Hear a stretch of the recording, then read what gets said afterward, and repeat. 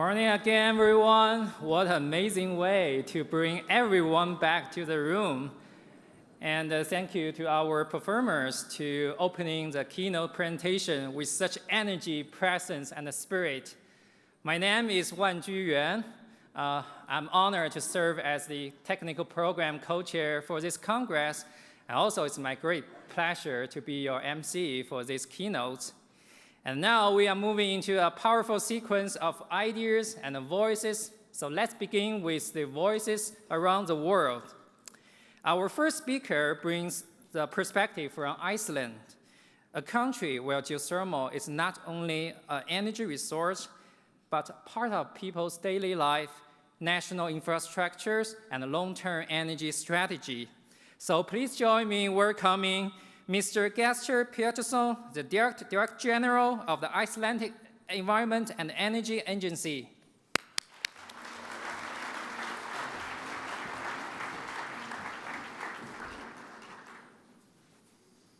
Beautiful Canada, amazing Alberta. Thank you for hosting us. It's an honor to be here with you all at the World Geothermal Congress, sharing, discussing, but most importantly, celebrating together geothermal success stories and opportunities. To provide some insights on my talk, I will be addressing the opportunities which we can unleash by combining improvements in the public sector with technological progress and the unique public perception of geothermal energy compared to other energy sources.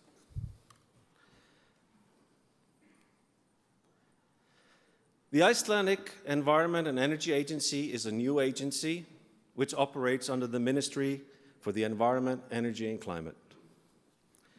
Our agency is built on a strong foundation through a merger of older and well-established agencies. And with this merger was brought together expertise in environmental protection, climate action, energy affairs, and sustainable resource management. The key drivers for creating our agency were to improve synergies within the public sector and between our talented professionals. In simple layman's terms, to improve our services, both in quality and speed. The beneficiary of this change is the Icelandic community. As such, we at the agency are very ambitious on creating a culture which supports progress without giving any discount on the environmental and community aspects. And this is very important, not to give any discount on the environmental and community aspects while gaining speed and improving quality.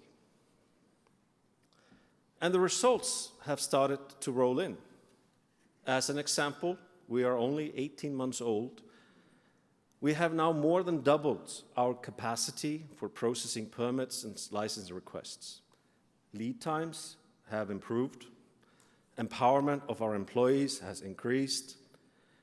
And through new agency rules, stakeholder relations have improved.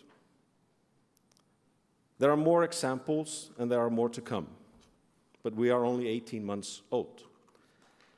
This is because all of us at the agency are very focused on our journey for providing a solid proof that it is possible to transform the public sector into a platform for progress.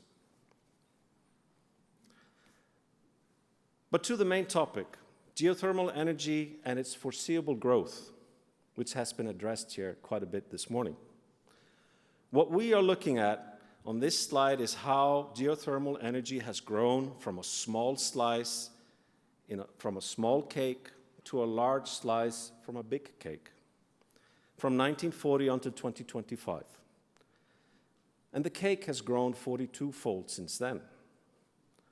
And the cake in question is the size of the Icelandic energy system.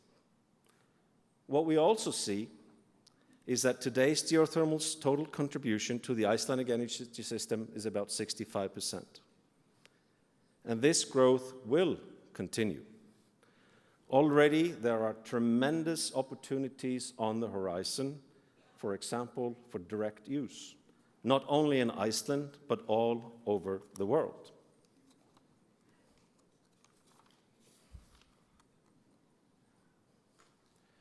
Geothermal energy has a unique position in Iceland to support this growth when it comes to social acceptance and social licensing compared to other energy sources like hydro, wind, fossil fuels, solar, nuclear, etc. Then, for us as a society, geothermal energy really levels the game for us as a nation. It reduces our cost of living. It is environmentally friendly, and it provides the Icelandic business sector with a cost-competitive advantage.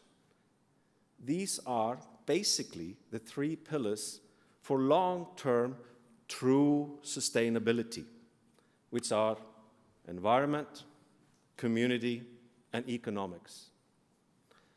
The qualities of a warm house, a warm shower, heated swimming pools, indoors and outdoors, relaxing in hot tubs under the night sky, lit by the northern lights, is much more felt and experienced by people in a direct and a personal manner.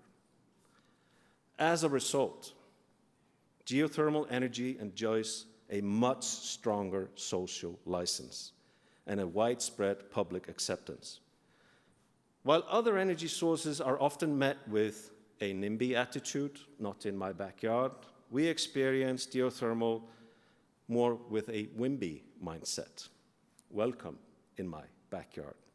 And this is a huge advantage for the future and the foreseeable growth that we are all seeing. This WIMBY mindset, in combination with an effective public sector, is an asset for the geothermal sector when it comes to realization of future opportunities. And the opportunities are endless.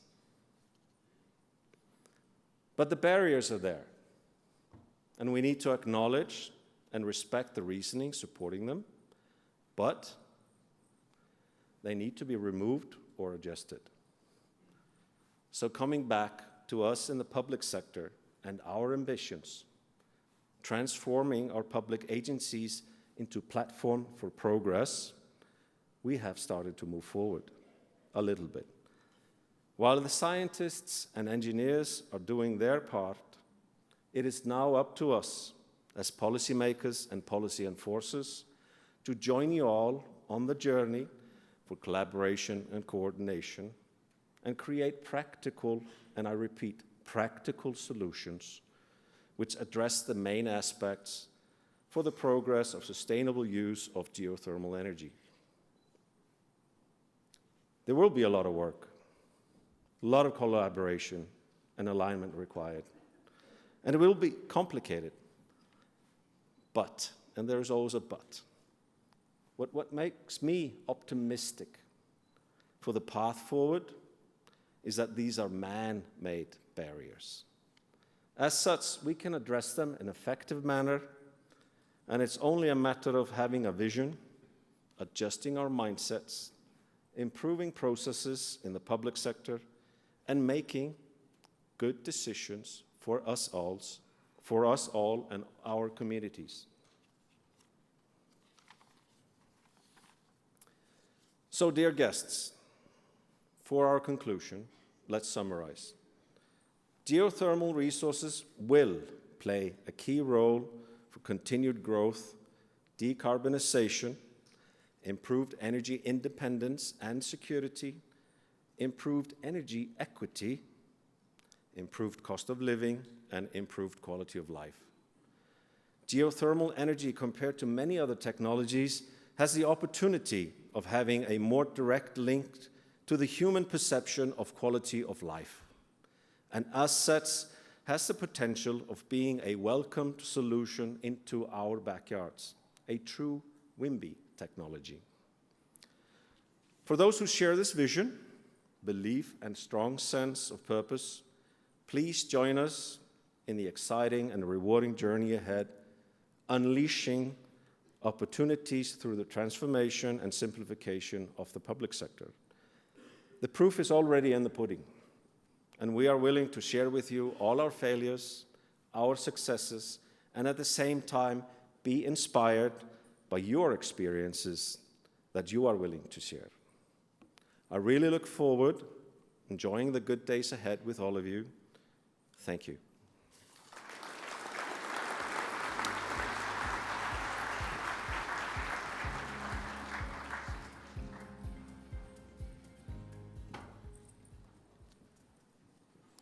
Thank you very much, Mr. Pétursson. Now we move from one geothermal leader to another country leader, China, where geothermal direct use is being developed at industry scale to support the country's clean energy transition. And our next speaker, Dr. Ma Yongsheng, he is the member of Chinese Academy of Engineering, President of the International CCUS Technology, Innovation, and Cooperation Organization, the Chief Scientist of the National 10,000 Talents Plan Scientist Studio. He used to be the President and Chairman of China Petrochemical Corporation.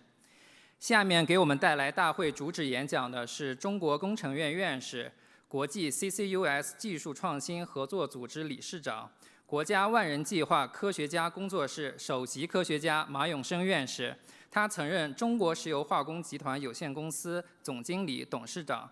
Please join me in welcoming Dr. Ma. 欢迎马总上台。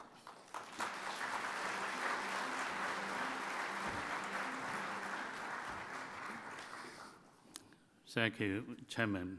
Ladies and gentlemen, it's my great honor to stand here today on behalf of China's geothermal industry to share our development experience and future plans.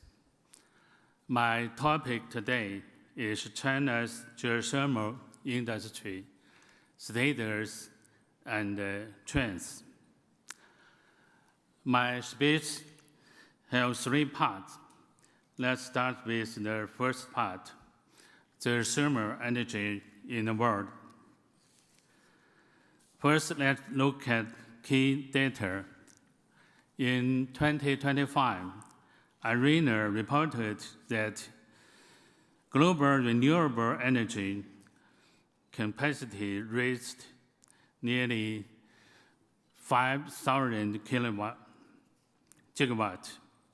Geothermal energy was only about 70 gigawatt. The small scale shows geothermal has huge potential.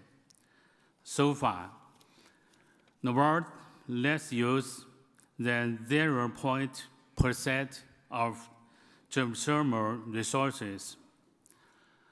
Why is geothermal energy so important? I think it has 4 special advantages: stable and reliable, green and low carbon, works well with other energy sources, and can be used almost everywhere. So this makes geothermal energy very important for the world's energy transitions. Around the world, many big economies are developing geothermal energy quickly. There are 3 main regions. In North American and Pacific Rim, countries like US, Japan, and New Zealand lead in geothermal power and are developing EGS.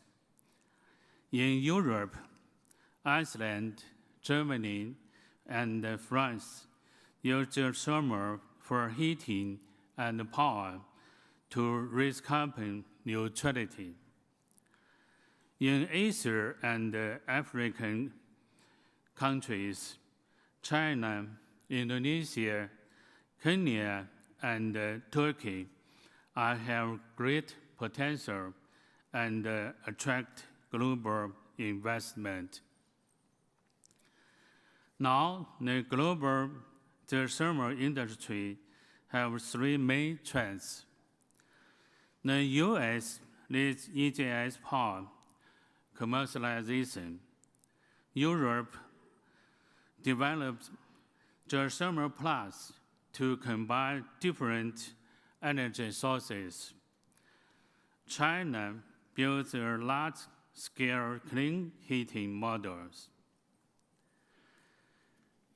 The second part of my speech is geothermal industry development. In China's geothermal industry, Yongsheng model is a very important and a good example. In 2014, Sinopec built the world's largest geothermal heating project in Yongsheng County. It covers 4.0 million square meters. Each year, it saves 100,000 tons of standard coal and cuts 120,000 tons of CO2 emissions. In 2021, this project became a global model for geothermal heating. The core of the Yongsheng model is cooperation between government and companies, advanced technologies, eco-friendly development, and benefit for people's livelihood. Technically, we take heat without using up wood and put wood back into the same layer. This keeps resources sustainably. As a result, Yongsheng became China's first smoke-free city using geothermal energy. This shows geothermal heating can be developed on a large scale sustainably. Supported by this model, geothermal heating grew fast in Beijing, Tianjin, Hebei, and the Middle and Low Yellow River regions. There are 48 cities or districts, each have coverage over 3 million square meters. More than 20 smoke-free cities have been built so far. The first upgrade of the Yongsheng model extends from one city to city group, from a single project to a full industry chain. In the past 5 years, we made a second upgrade from single geothermal heating to geothermal plus smart energy. We call it the Yongsheng model. In Yongsheng new area, we built landmark project covered more than 20 million square meters. We use carbon neutrality and green finances and issued green bond for new funding. We combined geothermal with solar, wind, and waste heat. Clean heating reached 20%, We use smart robot for 20-hour inspection and real-time control. Thanks to this effort, China's geothermal industry scale leads the world. In 2023, China's direct use of geothermal energy was 53% of the world's total. By the end of 2025, China's geothermal heating and cooling area reached 1.65 billion square meters, equivalent to 107 million tons of CO2 emission reduction. We do not only develop cellular geothermal energy. In 2024, Norbeck drilled a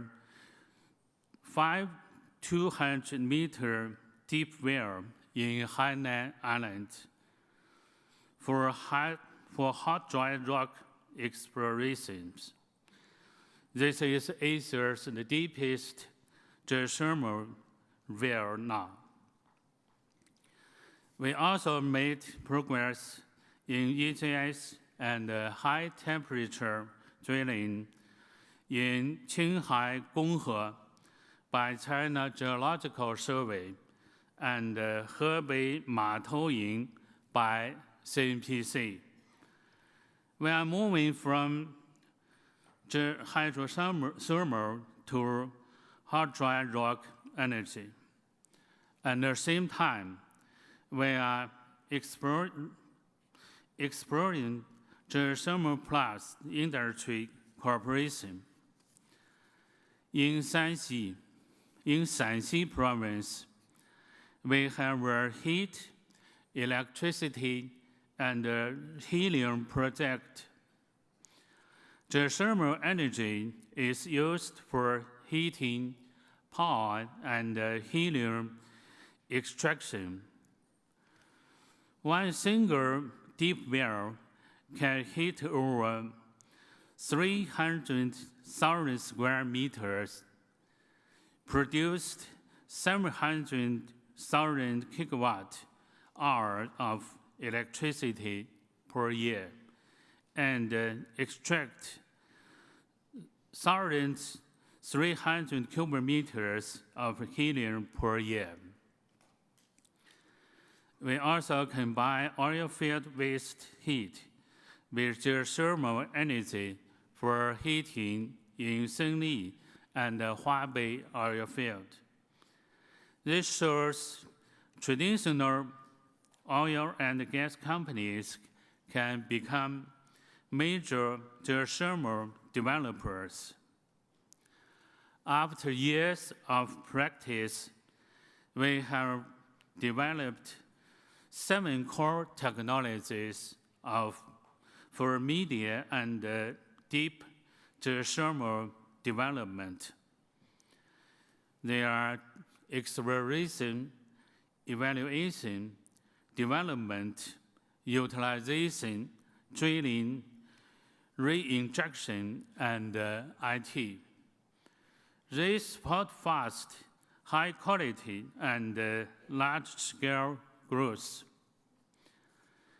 We also work closely with the global geothermal company through joint venture, joint research, visits, international meeting, and training. We are ready to share China's experience and learn from other countries. On the basis of the thermal resources distribution, the thermal energy strategy China can be described in 3 patterns. Heating in North China, cooling in Yongsheng River Basin, and power generations in southeast and southwest China. The third part of my topic is global suggestions. Energy transition is a global task, so we put forward 3 global suggestions. First, strengthen technology cooperation. Second, put green development first. Third, improve global governance. Ladies and gentlemen, geothermal energy connects the world with world. Every kilowatt of geothermal power and every square meters of geothermal heating help reach carbon neutrality. This is our promise to our planet's future. Thank you.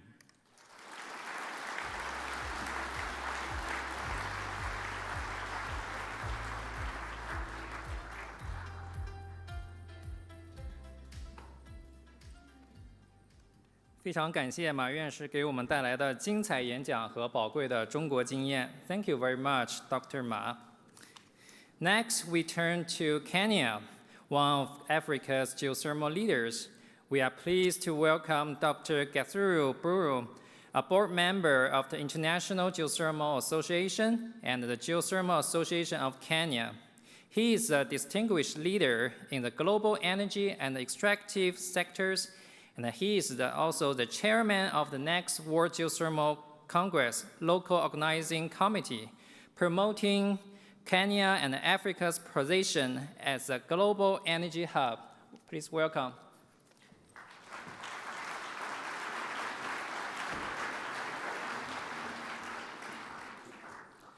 Thank you, Session Chair. Distinguished guests, the global geothermal community, ladies and gentlemen, it is a profound honor that I stand before you today here in Calgary, a city that epitomizes the intersection of traditional energy expertise and the bold frontiers of renewable innovation. I congratulate Geothermal Canada for co-hosting this auspicious Congress. We are no longer a frontier story. We must aim to be at the center of energy development. Such a transformational journey is evidenced by Kenya, a country that has supplied over 90% renewable energy to its power grid, of which geothermal energy now provides nearly 50%. We appreciate Iceland, we appreciate New Zealand, but I think the chair of the World Energy Council clarified that Kenya is the leader.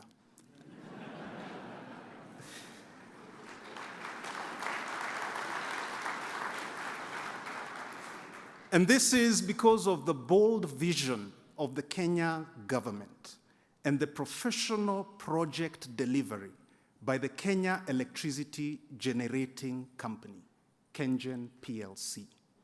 I wish to recognize the participation in this Congress of 122 Kenyans, led by the Cabinet Secretary and also the Principal Secretary, and senior executives from the Ministry and State Department for Energy, agencies, corporations, the energy regulator, industry professionals, scientists, and importantly, the youth, Africa's strategic advantage. This renewable energy success is rooted in institutional courage and regional solidarity. As recently noted by Dr. Rose Mwebaza, the United Nations Environment Programme Africa Director, Kenya's geothermal leadership is a recognition of decades of investment and a deep commitment to advancing clean energy solutions. This sentiment is echoed by the Geothermal Association of Kenya and our regional partners. I duly recognize the participation in this Congress of Tanzania, led by their Permanent Secretary for Energy and the General Manager of the Tanzania Geothermal Development Company. In the spirit of this Congress, I wish to offer 3 key takeaways for our collective journey. The first is technical leadership. Our path has been paved by collaboration. We owe much to the technical exchange and past support from Canadian experts who helped us navigate the complex subsurface realities of high enthalpy steam. In Kenya, we learned that technical excellence means the ability to operate our own geothermal fields and perform reservoir management, which has significantly reduced our operational costs and built a workforce that now exports expertise across the continent. However, this does not mean that we do not cooperate. It is not a question of either or. It is about having the competence and the fortitude to manage one's affairs whilst collaborating with all players in their specific specialties. Like the good game of football, a great player needs a team to win. The second is policy direction. Geothermal success goes beyond a geological story. It is also a policy story. For example, the creation of a special purpose vehicle, like in Kenya, the Geothermal Development Company, allowed the state to absorb upfront resource risk, transforming speculative ventures into bankable projects for independent power producers. However, to reach our full potential, we are pushing the boundaries of our policy models farther and faster. Also, direct use applications offer immense opportunities. The third is attracting global capital. The financing gap for early-stage exploration in Africa remains a big hurdle. We must champion innovative de-risking mechanisms that offer competitive return on investment. African enterprise does not seek a free ride. We seek partners willing to share in financial risks, but also the rewards. We are ready to provide the long-term revenue certainty that any source of capital requires.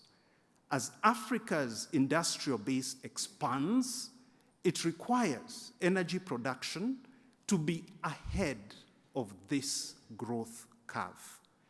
The demand for energy is presently unmet, and early-stage investment movers will reap the benefits. And just like the investment in wireless mobile networks in Africa, a leader in telephony penetration with the latest technologies, so too we will make Africa a leader in the geothermal sector, powering homes and industry with clean energy. As I look towards the immediate future, I am optimistic. Africa possesses an untapped geothermal potential of tens of hundreds of gigawatts. We are the green battery of today and tomorrow. On behalf of the Kenyan and African delegations, I extend my deepest gratitude to the International Geothermal Association for selecting Nairobi, Kenya as the host of the World Geothermal Congress 2029. We will share more about this later in the week. We invite you all to the Africa Pavilion in the exhibition hall to learn our reality, a beautiful and powerful continent. The message is clear. Kenya is open. Tanzania is open. Ethiopia is open. Africa is open, ready and keen to do geothermal business with you. Thank you.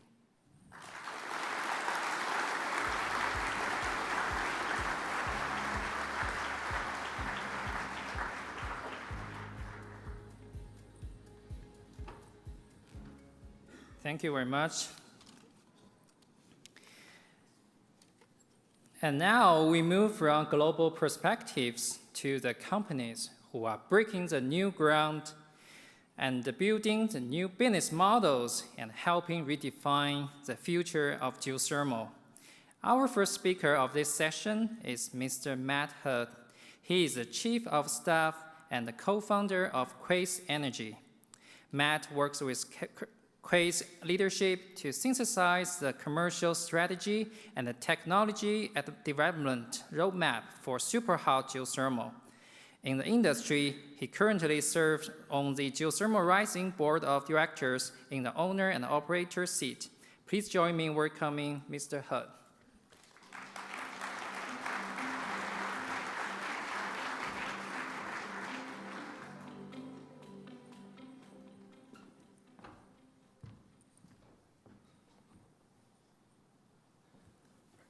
Good morning, everyone. It's a pleasure and an honor to be speaking in front of you today, and it's such an exciting time for geothermal energy. My company, Quaise Energy, is both a technology developer and project developer of superhot geothermal. Our goal is to bring superhot geothermal worldwide, and today I'd like to talk about why we are doing this and how we plan to do it.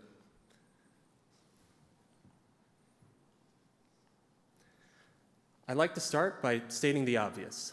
The world needs more energy. Between decarbonization goals and rising electrification, increasing demand from AI, and geopolitical shocks to the energy supply chain, our current capacity is strained in meeting this rising demand with the existing energy solutions today. Countries throughout the world require energy that is not only clean, but is affordable and, importantly, can be domestically produced to guarantee energy security. At Quaise, we believe we have a vision towards how we can realize geothermal at the same scale at which oil and gas operates today and providing the backbone of our energy system. The truth is, geothermal energy is orders of magnitude larger than the hydrocarbons stored within our Earth's crust. And then to unlock that untapped potential, we believe the key is through EGS and superhot. With EGS systems leveraging innovations in directional drilling and hydraulic fracturing, our industry now has the ability to create geothermal reservoirs where there is none, expanding geothermal access to those countries without naturally occurring systems. This technology is proven through the learnings gained from projects like the Utah Forge project and now commercially demonstrated by innovators like Fervo Energy. At Quaise, what we plan to do is replicating the successes of EGS, but at higher temperatures. How high? Exceeding the critical point of water around 400 degrees C, or what we refer to as superhot temperatures. At these temperatures, the enthalpy of geofluids produced at the well approach the enthalpies produced by steam created in fossil-fired power plants. This implies a step change improvement in power density per well, one that is on par with oil and gas wells. And what does increased power output entail? It entails reduced costs to produce affordable energy, reduced land footprints for producing in areas where land is not ubiquitous, and importantly, increased speed in rapidly deploying gigawatts of geothermal power online through fewer wells. Now to start, we have to access superhot rock. There are a handful of locations today where projects are ongoing where we can access these temperatures at the same depths we drill today for oil and gas and geothermal. However, for super hot rock to be at a scale that's impactful for every country in the world, we have to go much deeper, depths of 5 kilometers, 10 kilometers, and even beyond.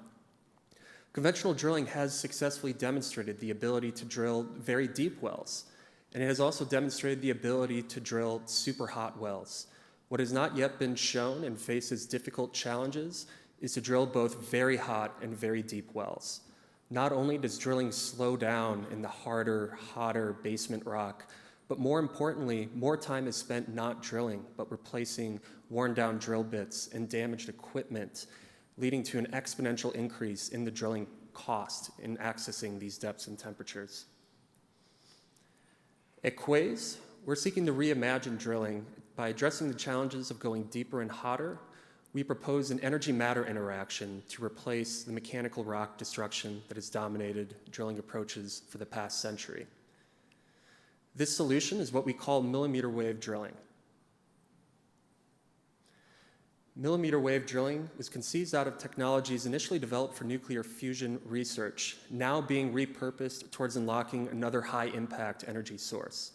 It is not intended to replace or compete with conventional drilling at the surface. Far from it.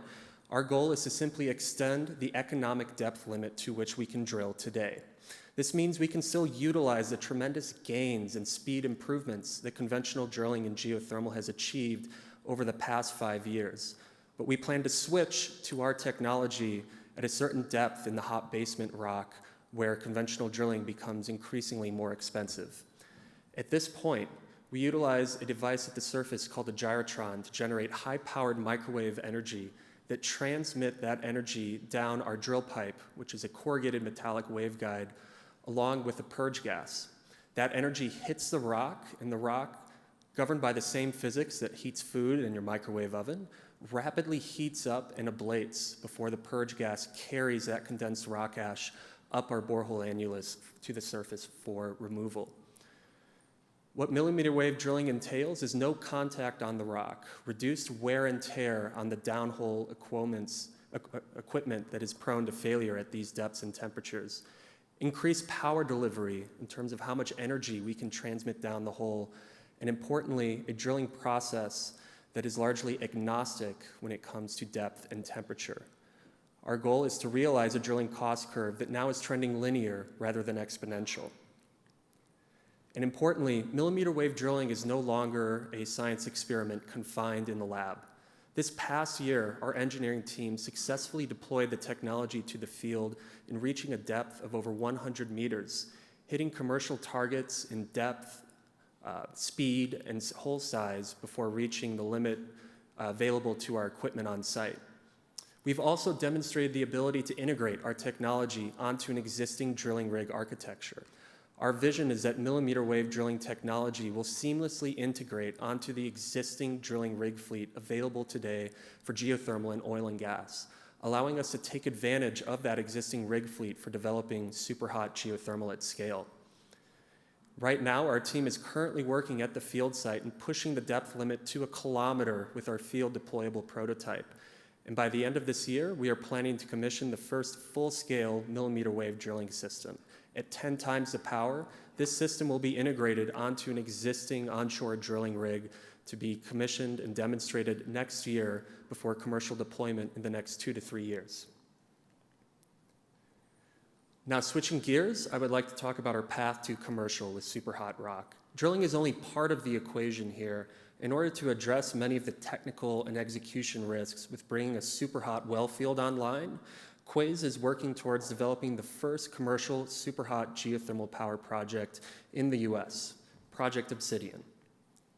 Project Obsidian is located on the south side of the Newberry volcano. This is a unique site that is not only well studied over decades for geothermal development, but it is a site where we can access super hot temperatures today with conventional drilling. We're approaching the development of this project in phases to minimize technical risk in the near term while achieving increased learnings and economy scale in the long term. In the first phase, we plan to bring a 50 megawatt power plant online being fed by 6 wells. The first of these 3 wells will not yet be drilled to super hot temperatures, but will be drilled at temperatures above 300 degrees C. This will be done with conventional drilling and downhole tools that are readily available today, rated to the target temperatures. In the second phase of that first phase, we will be drilling another 3 wells, but this time tapping into super hot temperatures. This is where we plan to deploy millimeter wave drilling for the first time and demonstrate the power production potential of super hot rock. Following that first phase, we're planning a second phase of 200 megawatts of expansion, utilizing the commercial design we had validated in the first phase for replicating across the lease for meeting that 200 megawatt goal. Importantly, this project is moving forward. To date, we've secured initial permits, water rights, and have actually built many of the preliminary surface construction on the site. And this month, we are planning to start drilling with our first confirmation well. And within the next 9 to 12 months, we plan to add to that well by drilling an initial well doublet, completing those wells, stimulating them, and flow testing the doublet to demonstrate the power production potential by going to higher temperatures. Now, there are a host of technical challenges to address for super hot rock beyond just drilling. We require casings and cements that can support the well long term, zonal isolation and proppants that allow for creation and propagation of hydraulic fractures. And lastly, but also important, the sensors, modeling, and know-how to characterize and guide reservoir creation efforts in the super hot environment. This requires a global effort, and thankfully, several international projects are now moving forward for super hot rock in countries like Iceland, in New Zealand, and Japan, and 2 companies, Quaise and Mazama, that are currently operating in the US. Importantly, these projects are no longer just proposals. All of these projects have plans to drill super hot wells in the next 2 to 3 years. Now, what is our roadmap to developing super hot at scale? It's about starting shallow in the near term while progressing technologies to go deeper in the long term. Specifically, actionable today, we can develop super hot geothermal resources at sites like the Newberry volcano, where these temperatures can be accessed at 3 to 5 kilometers within the range at which we've already drilled super hot wells to date. These projects will provide the learnings to guide replicating their success at going deeper. Now, by going to 5 to 10 kilometers depth, the addressable market for super hot geothermal transitions and expands from hot spots scattered throughout the globe to wide swaths of land that are adjacent to about 30% of the world's population. At these depths, this is where super hot geothermal can compete at the terawatt scale, the same scale at which fossil fuels and wind and solar currently provide energy today. Finally, pushing to 10 to 20 kilometers is the real game changer. This is where super hot geothermal is virtually ubiquitous throughout the globe, realizing the vision of geothermal anywhere. Drilling 10 to 20 kilometers certainly can seem insurmountable in the near term, but what I do have faith in is between the hard work of our team and the ingenuity and experts in this room, in our industry at large, we can realize this vision to provide clean, firm, affordable power for everyone. Thank you.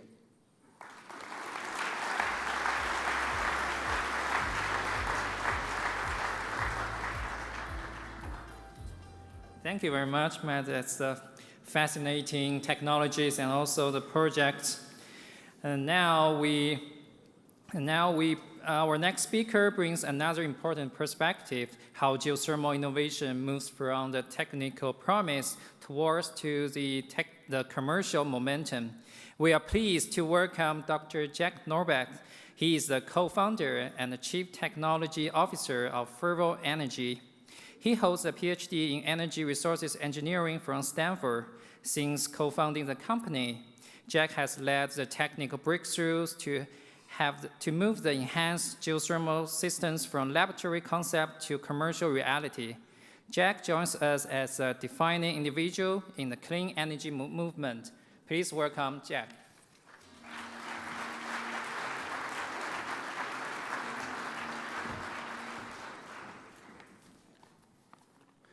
Good morning. Thank you, Wenju, for the introduction, and Marit, thank you so much for the invitation to come and speak with you all today. Really looking forward to being here in Calgary this week. I spend most of my time either in the field or increasingly in investor presentation, so I'm actually really looking forward to digging deep into the technical sessions that are going to be presented here today and throughout the week. So it's been a remarkable year for Fervo and for the industry. And before I talk about where we're going to go, I want to talk and take a moment to recognize where we're at today. So last month, I was able to go and ring the bell in New York City as we completed Fervo Energy's IPO. This is the largest clean energy IPO ever. And so I think the fact that that title lives with a geothermal company is something that we can all be proud of. It's super exciting. So we were able to raise over $2 billion of new capital to help accelerate our project development pipeline. But what I want this room to hear is that that outcome isn't just about Fervo. It's really a signal to the entire capital markets community that geothermal is an investable asset class today. I can tell you from my time on the IPO roadshow, after meeting with literally hundreds of the world's most successful institutional investors, that the Fervo story was clicking. People understand that geothermal can uniquely meet this moment. We can firm up the grid, we can rapidly respond to AI data center demand, and we can do it while protecting the climate at the same time. And so this IPO demonstrates a viable pathway for earlier stage companies, and it proves that investors want to see more geothermal deployed. That matters to all of us who are here today. Before we IPO'd, we actually achieved another milestone that I think deserves equal attention. We were able to close $421 million of non-recourse project finance for our Cape Station project. So for those of you who might not be totally steeped in the details of project finance, non-recourse means that the lender's only security is the project itself. And so no parent company backstop. And what this means is that the banks had to conduct an extraordinarily thorough review of our subsurface models, our reservoir performance data, long-term production models, thermal recovery factors.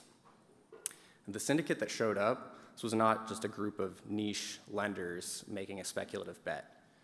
These were some of the largest infrastructure banks in the world, institutions that finance power projects all across the globe. And at the end of the process, $421 million of that caliber of capital said that we believe that this technology works. So to me, that's as powerful of a technical validation as any publication or conference presentation. And there's a reason why investors and lenders are paying attention. The world needs what geothermal uniquely offers: around the clock, firm, clean power, and getting there faster requires more than one company's effort. It requires the kind of collective technical progress that happens in rooms like the one we're all sitting here in today.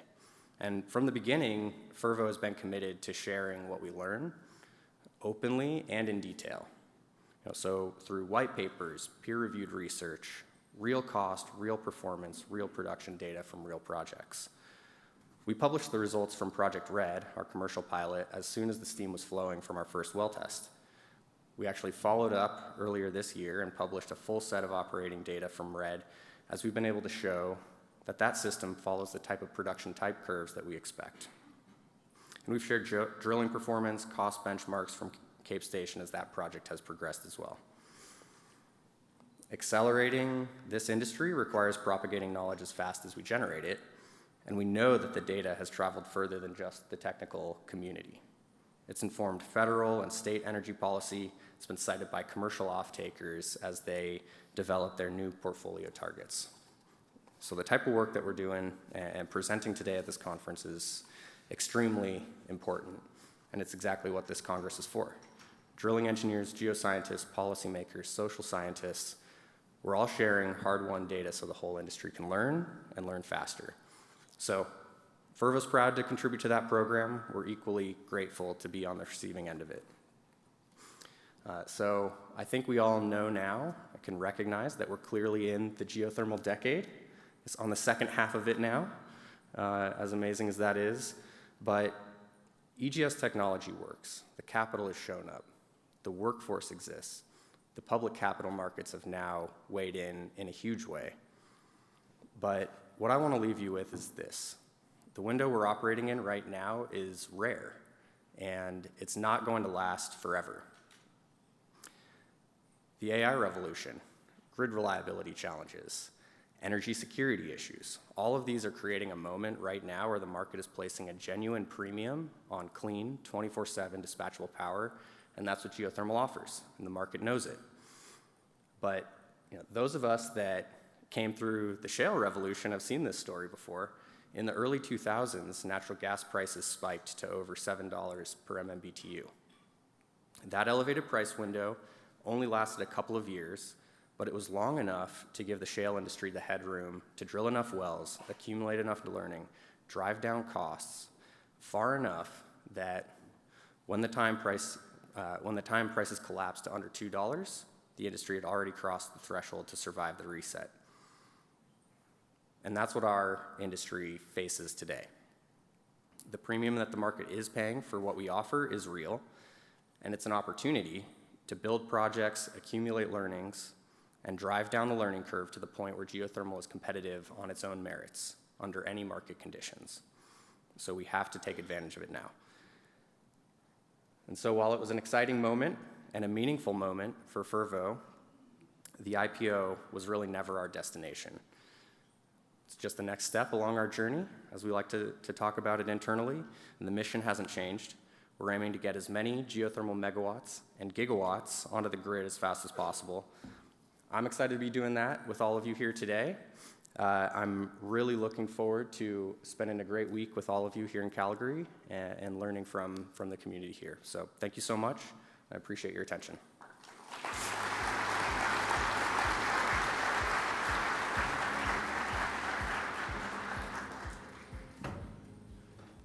Thank you, Jack. Congratulations. That was an excellent milestone for the geothermal industry. Our next keynote brings the perspectives of the established industry leader with deep operational experience. We are pleased to welcome Ormat Technologies, represented by Mr. Daniel Moelk, the Executive Vice President, Subsurface, Wealth, and the NextGen. Please welcome.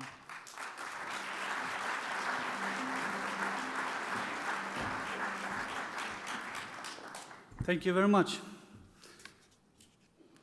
Dear IGA and Geothermal Canada, dear colleagues and friends, first of all, my congratulations to this very successful start of the Geothermal Conference, including a very impressive 10-minute freestyle by Merit this morning when we were waiting for the premiere. Really impressive. For me, this is my 4th World Geothermal Congress, and each one carries its own story. From uncertainty in Bali 2010, how to get home after the eruption of the volcano Eyjafjallajökull, to Melbourne in 2015, at the other side of the world, to a delayed but very meaningful gathering in my homeland Iceland in 2021, each Congress marked a moment in our industry's evolution. But I believe this one, here in Calgary, today, may be the most important yet. We are meeting at a true inflection point of geothermal energy. In 2021, in Iceland, we declared as an industry the start of the geothermal decade. At this time, this was driven by climate ambition and the early promise of next-generation geothermal technologies. We saw opportunity, we saw momentum, and we saw potential. But what has happened since then has exceeded expectations. In just 5 years, the world has changed fundamentally. Geopolitical tensions and supply chain disruptions have pushed energy security to the top of global priorities. At the same time, rapid electrification across mobility, industry, and digital infrastructure has created unprecedented demand for reliable, renewable baseload energy. Ladies and gentlemen, this is not longer an opportunity. This is a transformational moment. And it leads to a simple truth. We, the geothermal industry, we have what the world is looking for today. We can deliver local, reliable baseload energy. And with next-generation technologies, we have the potential to scale in ways that were unthinkable just a decade ago. But with this opportunity comes responsibility. Our customers, our investors, and our governments are putting significant trust in us. They are investing capital. They are building strategies around our success. The first half of this geothermal decade was about vision, innovation, and preparation. The second half is about delivery. We must deliver on our commitments. We must meet our targets. And we must earn the trust that has been placed in us as an industry. At Ormat, this mindset is part of our day-to-day DNA. For more than 60 years, we have focused on execution, on turning global resources into reliable energy. As the world's largest geothermal operator, with more than 30 fields in operation, with a portfolio of about 500 wells, translating in more than 1 gigawatt installed capacity, as well as being the only fully vertically integrated company in the industry, we are well positioned to contribute at scale. With more than 50 global greenfield projects in exploration and expansion opportunities across our global fleet, we are ready to contribute and continue making a meaningful impact, using technologies that are proven and available today. At the same time, we are investing heavily in the future. Through partnerships with companies like SLB and our investment in Sage Geosystems, we are advancing our EGS pilots and working to unlock the full potential of next-generation geothermal systems. And transformation must happen across the entire system, below and above ground. This is why we are proud to introduce here and today Ormega. At this Congress, our latest innovation. A next-generation 100 megawatt binary unit designed to significantly scale geothermal capacity, improve efficiency, and reduce costs. And if this raises your interest, please visit us today, and please visit us on Wednesday at 9 a.m. at our panel at the McLeod Hall. But technology alone will not unlock this opportunity.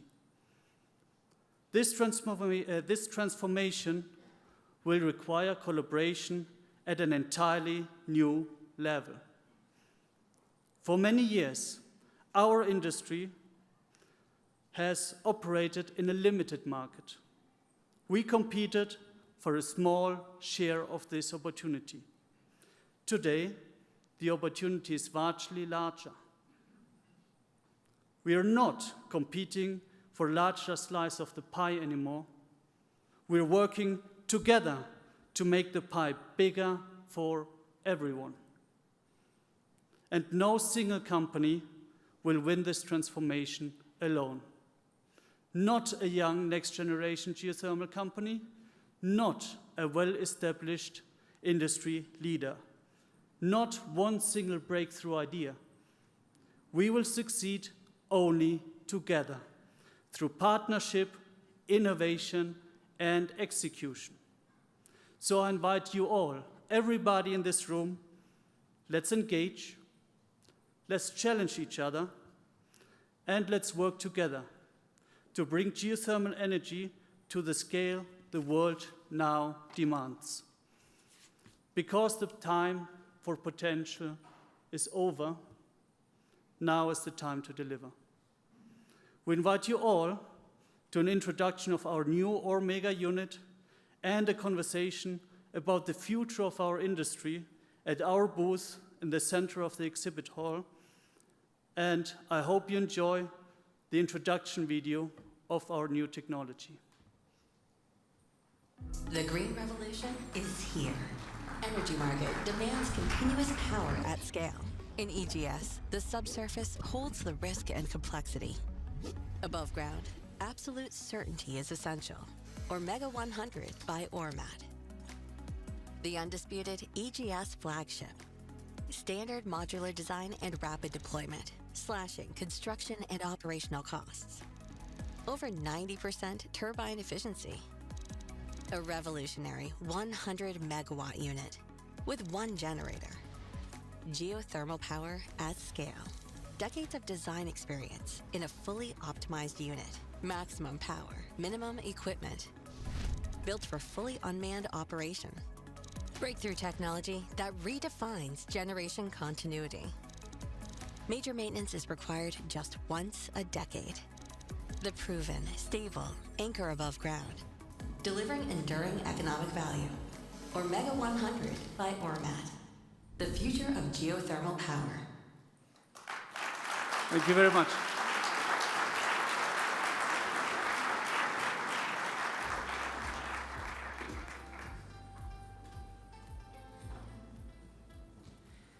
Thank you, Daniel. Thank you to Ormat Technologies. That's really exciting announcement. And we have just heard the companies working across the geothermal spectrum. And now I would like to shift the tone. Because when we talk about the energy transition, we often talk about technologies, projects, policies, and the capitals. But ultimately, it is all about people, the community, the future. It is also about the next generation who will live with the results of the decisions we make today. So now we turn to a voice that is about the future, the voice of youth. Our next speaker is Dr. Fiona Chapman, a PhD new graduate at INRS and a student engagement director at Geothermal Canada. She is actively involved in supporting student participation, early career engagement, and next generations of the geothermal professionals. Today, she brings an important youth perspective to our discussion on the future of geothermal. Please join me welcoming Dr. Fiona Chapman.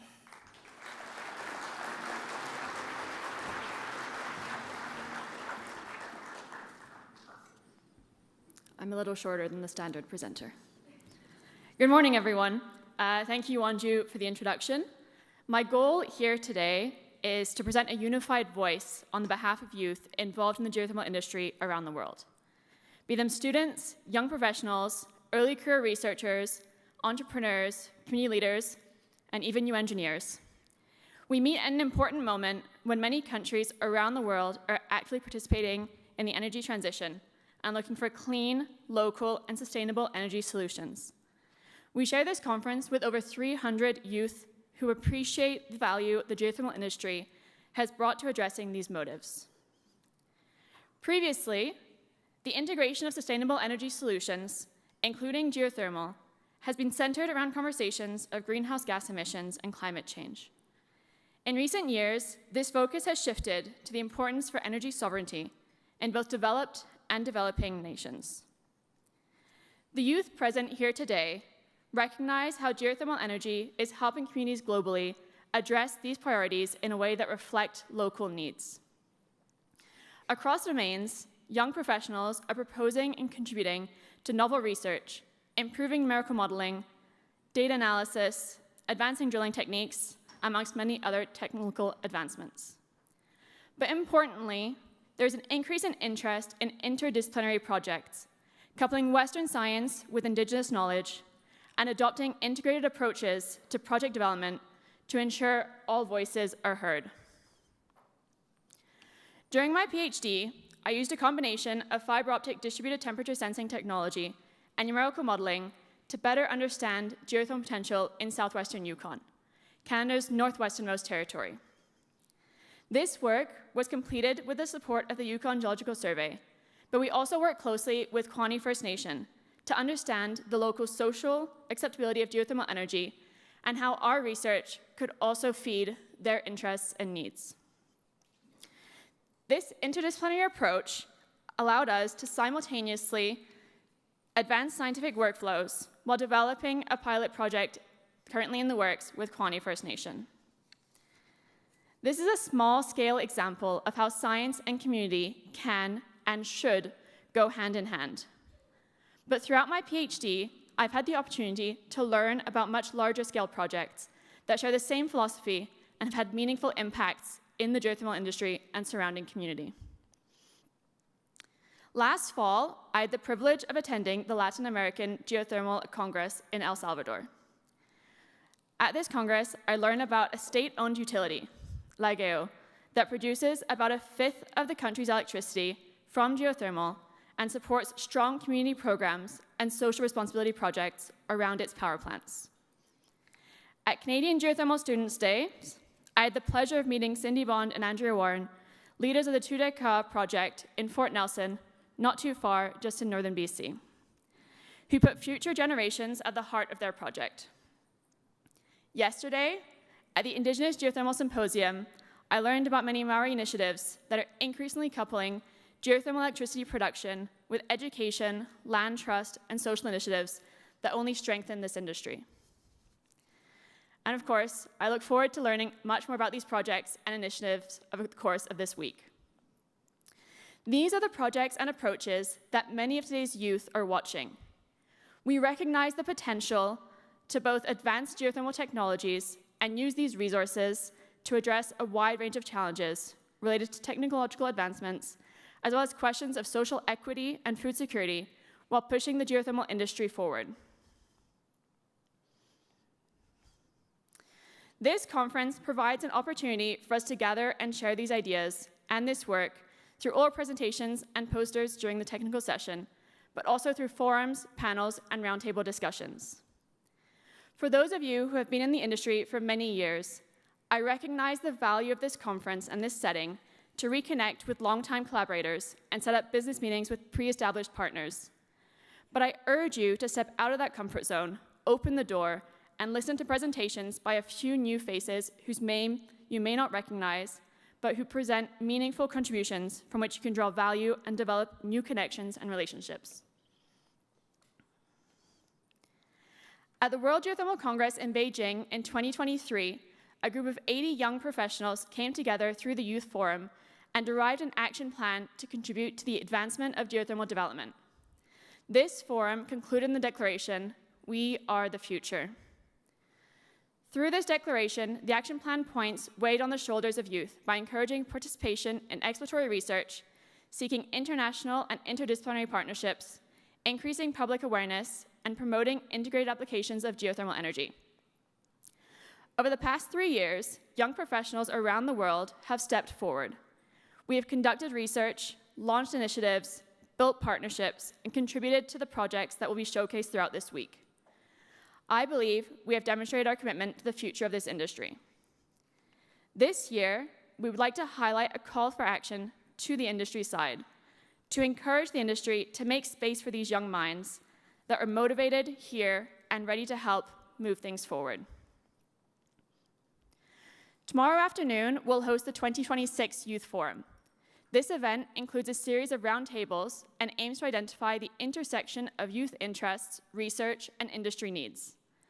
The Youth Forum is intended as a space for cross-generational dialogue and open discussion across the whole geothermal community. It has been designed as a place to exchange ideas, discuss challenges, share experiences, build mentorships, and explore what the future of geothermal could look like together. The geothermal sector is growing. Innovation is accelerating. New regions and communities are engaging with geothermal for the first time. And around the world, there's a generation of motivated and highly qualified young people ready to contribute, to learn, to collaborate, and build the future of geothermal together. So with that, I would like to thank the IGA and Geothermal Canada for not only providing this opportunity, but also for bringing the youth voice to the center of this Congress. and I hope to see many diverse faces tomorrow at the Youth Forum. Merci.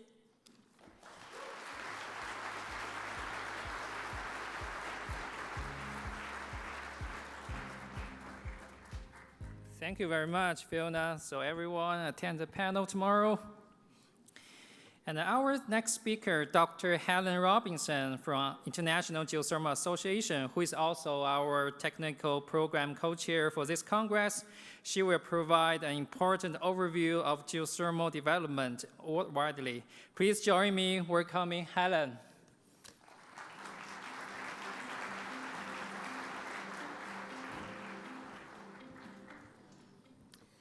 Thanks, Wanju, and good morning, everybody.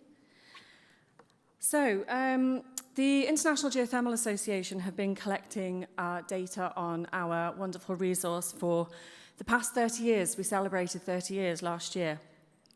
And while it's important that we have this data available to us, it's not just a data collection exercise for us. It is also an opportunity for us to engage with our community, the people on the ground doing the work, and hearing the updates and the stories about the projects that are being developed around the world.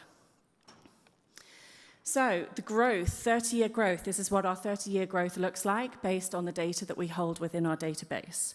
And as you can see, 1995 to 2000, and then again 2015, 2020, Asia saw significant growth in their power generation. Africa and Oceania saw major growth during 2010, 2015. Latin America and the European Union have remained nicely constant, and North America, led by the USA, have maintained a remarkable consistent growth over this time.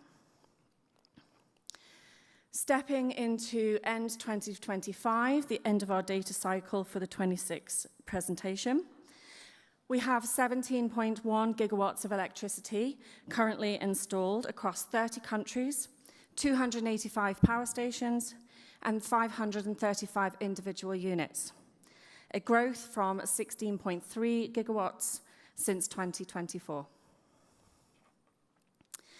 And then looking at our top 10, of course, the USA remain well and truly ahead of the curve, followed by Indonesia, Turkey, the Philippines, New Zealand, Kenya, Mexico, Italy, Iceland, and China. My apologies, Japan. I want to take a moment here to acknowledge Kenya, my dearest friend, Dr. Kuturu Rafiki.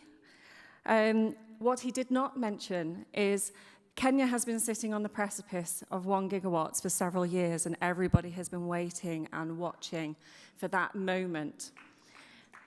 Thank you. And this year, they did it.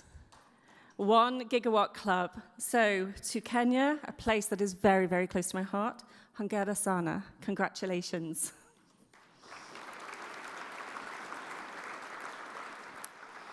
So for the power market, what does it look like in the next 10 years? According to the data we've been able to collect over the last 2 years, the next 10 years, looking at projects that are under construction, pre-construction, or have been announced, we're looking at around 9 gigawatts over 10 years. So that equates to just under 1 gigawatt a year. We are growing, but we are not yet scaling at a rate that is needed. Moving on to heat. This is what our heat data looks like over the last 30 years. Asia has vast utilization opportunities, and they are exploiting that. Huge growth for the past 10 years puts them as the leader. The USA remains stable while they focus on growing their power market. And we have seen a decline in the EU recently, but we are also seeing momentum building again.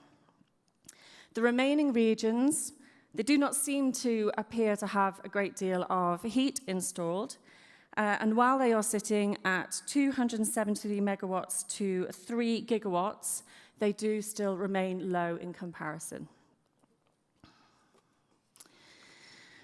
So we've moved then to our end 2025 data cycle, and we have 177 gigawatts thermal installed heat systems globally, across 84 countries, and that is a growth of around 30 gigawatts since 2024. And of course, as you can see, Asia are leading the way. And our top 10 heat is absolutely way ahead is our wonderful friends from China, have an extraordinary installed capacity.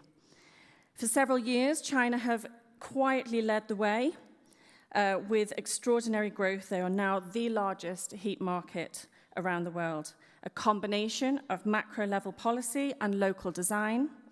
China has made it a standard practice to incorporate geothermal into projects from the design upwards. So it is a priority and not an afterthought.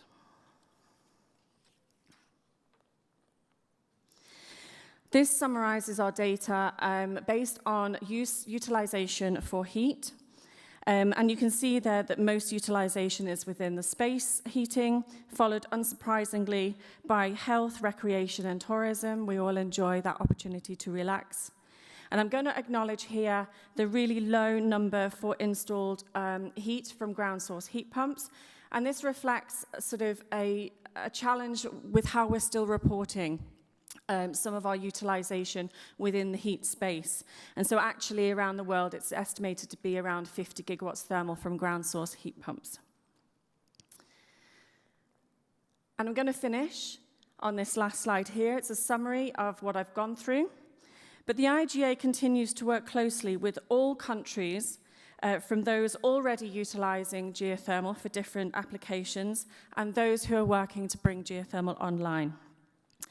We know there are 110 countries who are doing something within the geothermal space: exploration, development, deployment, utilization. We have 28 of our wonderful country authors who have joined us this week, and I would encourage you to go and listen to what they're sharing and learn about what is going on around the world. And one last thing. On behalf of the International Geothermal Association, I would like to extend a huge thank you to all of our country authors, those who are here and those who are unable to join us this year, for their continued support and their shared values on data sharing, transparency, and accuracy. Thank you.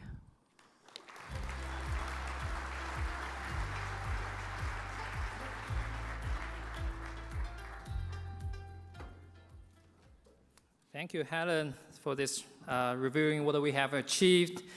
As we look towards the future of a clean, reliable, affordable, and abundant energy, philanthropy can also help advance the solutions that support the human prosperity while protecting the planet, drawing the inspiration from the Earth's natural geothermal heat and power by innovation. With that, it's my pleasure to introduce our final speaker, Ms. Nicole Esipi, the Director of Global Energy and Innovation at the Bezos Earth Fund. Please join me in welcome Nicole.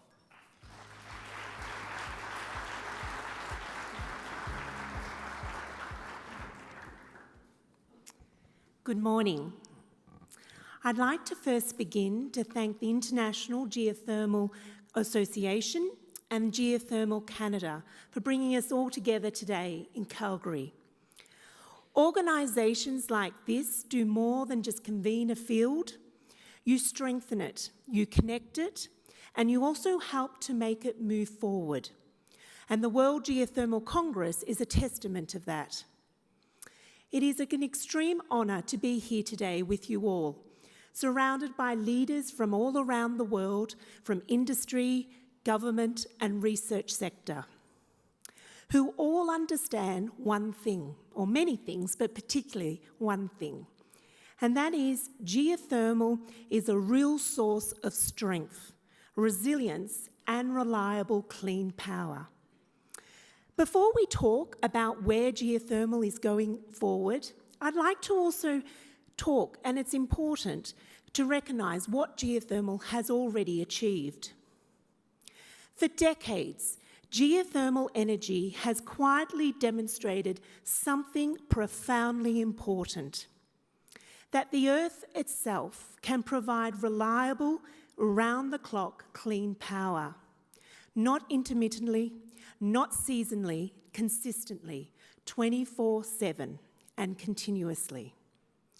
Long before firm, clean, reliable power became central to the energy global debate and agenda, geothermal was already showing what was possible. And yet, despite that track record, geothermal today provides less than 0.5% of global electricity. To me, that is not a sign of geothermal's limit.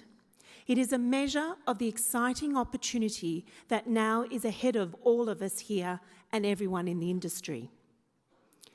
The challenge now is to help geothermal take its place at the much larger part of the global energy electricity mix. Not someday in theory, but through real projects, real deployment, and real clean, reliable power delivered to communities and economies around the world. Because the world is now asking for exactly what geothermal can provide.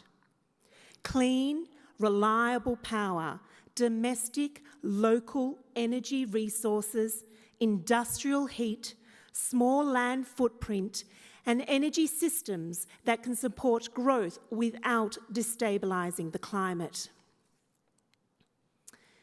For much of its history, geothermal's role in the global energy system has been constrained by geography. The resource was extraordinary, but available only in certain places. The opportunity now is to expand what geothermal can do. From proven resources in exceptional places to a much larger role in the future of global energy mix. That opportunity spans the full geothermal field, from conventional geothermal, enhanced geothermal systems, closed-loop approaches, superhot rock, direct use, heat networks, and industrial applications. Those approaches are different, they face different technical and market challenges, and they will mature at different timelines. But together, they point towards a larger possibility.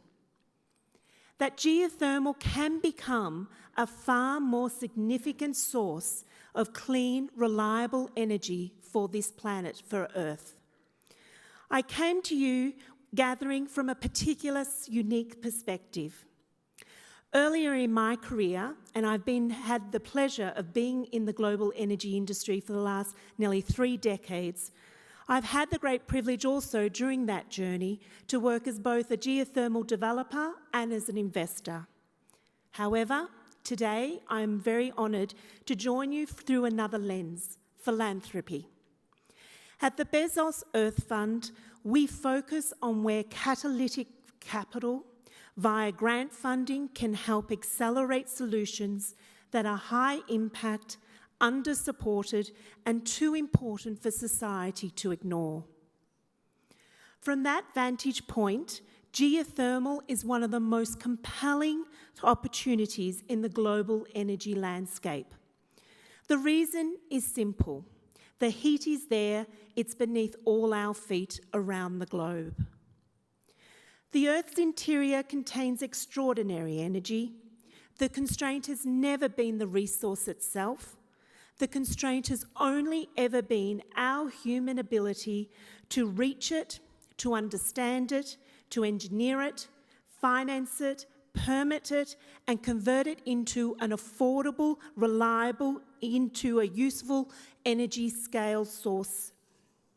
That is what makes this moment so important. We are seeing now a convergence of capabilities that did not exist in the same way before.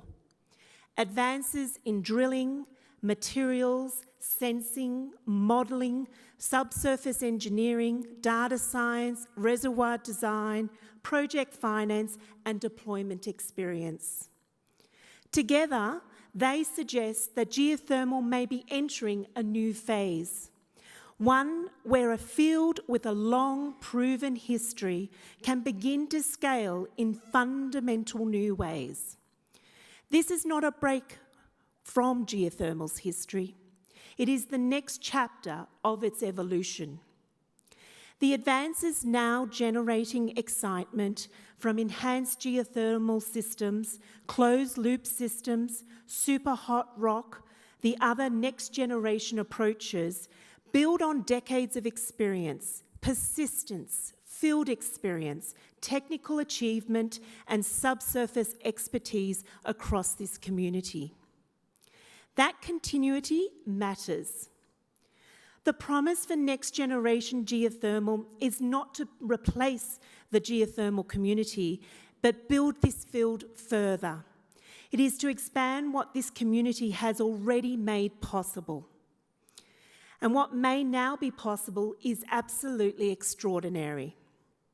Geothermal is moving from a small share of global energy mix to what it deserves to be, and that is a much larger part of our global energy mix, not only now, and I strongly believe, and so does Bezos Earth Fund, for this generation, but for future generations too. It is not only power, but it's for heat, industrial resilience, and energy security and local independence. That matters because the world is entering a new era, an era of electricity and energy demand growth. Industrial deployment, electrification, AI, data centres, cooling, rising prosperity are all increasing the need for more and more reliable power. Meeting that demand while reducing emissions will require more clean energy. Energy systems must be reliable, affordable, abundant, and deployable at scale. Those qualities matter because if an energy source cannot compete on cost, reliability, and scale, it will struggle to become a major part of the global energy mix, no matter how promising it appears on paper. That is why this moment for geothermal is so important. At the Bezos Earth Fund, our tagline is inspired by nature, driven by innovation, and geothermal embodies that fully. Nature created this beautiful heat just beneath our feet. Human innovation can allow us to unlock it responsibly and turn it into clean, reliable, land-efficient energy at global scale. That is the and at the Bezos Earth Fund that we believe in: energy abundance and decarbonisation, prosperity and nature protection, innovation and responsibility. Geothermal speaks to all these needs. The combination is rare. It offers domestic energy, it can generate close to demand, it can provide heat for industry and communities. It is less exposed to fuel price volatility, shipping choke points, and the uncertainties of global trade. And it can do all this with a very small land footprint. That gives geothermal significance far beyond climate. It matters for economic resilience, it matters for industrial deployment, and it matters for local energy independence. And it matters for the kind of growth that this world urgently needs. This sector is already moving. Investment is accelerating, utilities and major customers are signing up to long-term commitments, governments are expanding support for field testing, drilling, demonstrations and deployment. That is what emerging markets begin to look like: capital, customers, policy support, technical progress, and rising demand starting to reinforce one another. But getting from promise to deployment will take real pragmatic work. Potential is not progress, and ambition is not deployment. The next phase has to be engineered and built. We still have technical, financial, regulatory, and deployment challenges to solve. Things such as, can we reduce exploration and drilling risk? Can we make projects faster, more repeatable, and more financeable? Can we build the testing infrastructure, permitting pathways, sharing data systems and business models that allow the field to learn faster? Can we make geothermal not only technically possible, but investable, scalable, and globally relevant? These are difficult problems, but they are the right problems, specific, practical, and solvable. And one of the reasons I'm so optimistic is that geothermal is not starting from scratch. This field begins from decades of innovation. It shows how innovation ecosystems evolve. The tools, the skills, and expertise built for one energy era can be foundational for its next evolution. This should give us strong confidence, because major technologies transitions are rarely built from nothing. They are built by adapting existing capabilities towards new purposes, and they are built by people willing to take disciplined risks before sometimes the outcomes are obvious. That is why gatherings like this matter. The real asset in this room is not only knowledge, it's coordination. Emerging fields do not become industries through technology itself. They become industries when people align around the right problems, build trust, and reduce uncertainty. Create shared evidence, bring different forms of capital and expertise to the table. That is the work this community is doing. And the decisions made now and over the next few years around demonstration projects, testing infrastructure, permitting, financing, standards, supply chains, and international collaboration will shape what will become possible in the 2030s and beyond. At the Bezos Earth Fund, we believe philanthropy can be most valuable at the intersection of invention and impact. When the science is promising, the need is urgent, the market is forming, and catalytic support can help accelerate learnings and solutions. Our role is to support, connect, and help accelerate the work of the people and institutions closest to the problem, so others can go forward to build and scale geothermal projects and new geothermal assets around the world. That is why we are excited to be here in 2026 and partner with the International Geothermal Association. So my hope for this Congress is very straightforward: that we all leave Calgary with clearer priorities, stronger working partnerships, greater urgency, and a shared commitment to move from promise to deployment. The path to clean, reliable, affordable, and abundant energy has not yet been fully built. It will require coordination. It will require new engineering solutions and inventions, exploration, public leadership, private investment, technical excellence, and catalytic philanthropy. But that is how major advances begin. If this community succeeds, the reward will not simply be just a stronger geothermal sector. It is bigger than that.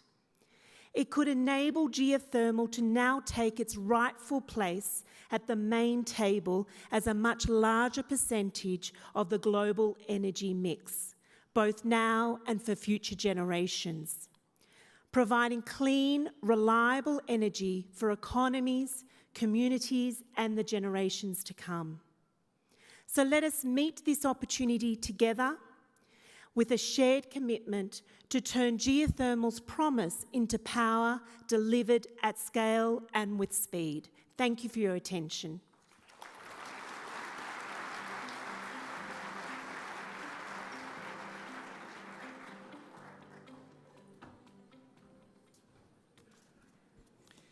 Thank you very much, Nico. Okay, everybody, as we come to the close of our keynote presentations, we have heard many important messages across the geothermal community. Although the perspectives came from different directions, they point towards one shared conclusion. Geothermal is ready for a large role, but achieving that role requires collaboration, innovation, capital, and delivery. And I think it is exactly what the World Geothermal Congress represents: bring people together, sharing ideas, and building partnerships. And on behalf of the organizing committee, thank you to all our speakers this morning, and thanks all our sponsors, performers, delegates, and the volunteers for being here this morning. We invite everyone to continue to the main WGC program, and also invite our performers back. We hope the conversation will continue in the technical sessions, in the music, in social events, coffee breaks, and field trips. Thank you. Welcome to Calgary, Canada, and welcome to WGC 2026.